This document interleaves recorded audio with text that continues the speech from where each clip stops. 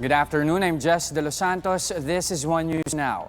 The Energy Regulatory Commission, or ERC, tells power distributors to give customers a bit of a leeway in settling their bills. Let's get the rest of the story from Dale De Vera, reporting live from Mandaluyong.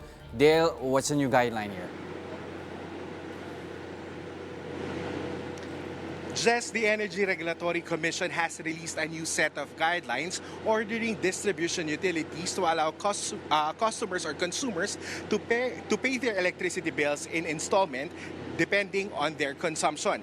The ERC deemed it necessary to issue the directive to lessen the burden on consumers amid the pandemic. In the recently released advisory from the ERC, distribution utilities are directed to conduct actual meter readings and issue a new billing that will reflect the actual consumption of households not later than June 8th. For households that consume less than 200 kilowatt hours a month, the power distributor should give them the option to settle their electricity bill that fall under the enhanced community quarantine with a due date not earlier than June 15th in 4 equal monthly installments, while customers who consume more than 200 kilowatt hours a month should be given the option to pay their bill for up to 6 equal monthly payments, with the first payment not earlier than June 15. ERC also directed all distribution utilities to extend all due dates falling within June 2020 to be payable not earlier than June 30 without any interest and penalty. Meanwhile, Meralco says that it will follow ERC's order and will also release a new billing based on the new guidelines. Meralco explains that the new bill will reflect the actual consumption for March, April, and May 2020. Meralco advises customers to wait for the new bill so that they will get the actual amount they are supposed to pay. For those who pay the estimate cost, this will be credited in the next billing cycles. Adjustments will also be made in the upcoming bill. Jess?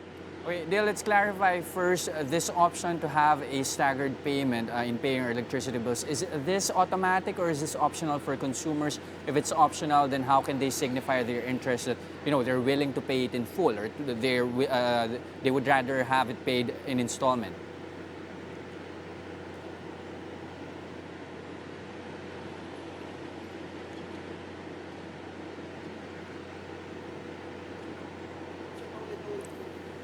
Dale, again, is this...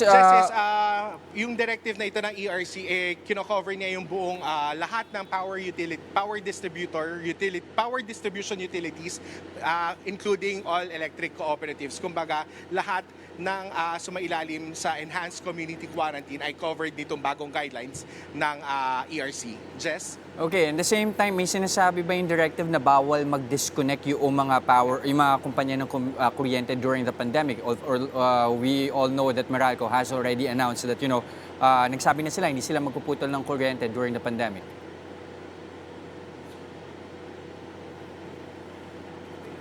All right, we're having a bit of a technical difficulty. Thank you, Dale, for that update. Again, that's Dale De Vera reporting to us live from Mandaluyong. Here are the other stories we're keeping our eyes on. Malacanang throws its weight behind Health Secretary Francisco Duque III amid calls to sack him after he retracted an earlier statement about the Philippines being on the second wave of the coronavirus infections. Presidential spokesman Harry Roque said Duque should be allowed to perform his job of addressing the threat of COVID-19 in the country. Roque added that the health chief is ready to answer allegations in the proper forum. The Philippine Embassy in Doha, Qatar has repatriated over 270 overseas Filipinos via a chartered flight. It included 28 female wards who have sought temporary shelter prior to their repatriation. And Cavite Governor John Vic Remulla appeals to the Interagency Task Force to allow pillion ride on motorcycles if both persons are married couples or cohabiting. Remulla asks that if they're allowed to ride the same cars, why not motorcycles? Remulla suggests that LGUs may issue passes that couples may present at checkpoints, and they can also bring a copy of their marriage contract. For more updates, follow News 5, The Philippine Star, and Business World online. I'm Jess De Los Santos. We are One News.